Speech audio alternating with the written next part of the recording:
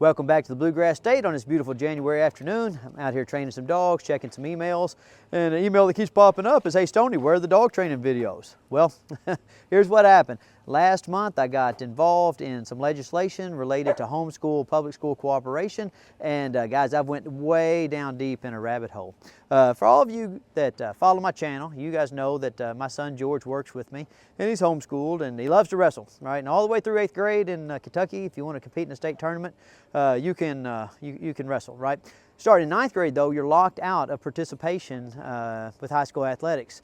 So, you know, we're a little bummed about that, a little aggravated, but not that big a deal. I mean, we live in an area where there's lots of opportunities for extracurricular activities and sports. So, you know, I didn't really think about it all that much.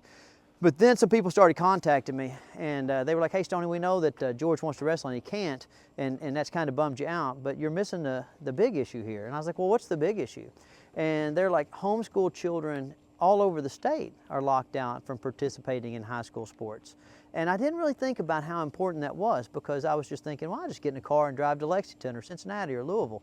But that was me being selfish. You know, I'm selfish because I make a good living, and I'm selfish because I live in an area that has a lot of access to extracurricular activities, and I wasn't thinking about all the people all over the state who live in rural communities and maybe lack the discretionary income just to cart their kids along to travel sports teams, you know. And when those kids hit high school, they're completely locked out of all participation in extracurricular and sports activities. And that's not fair, and I'm ashamed for not being more proactive and taking a harder stand.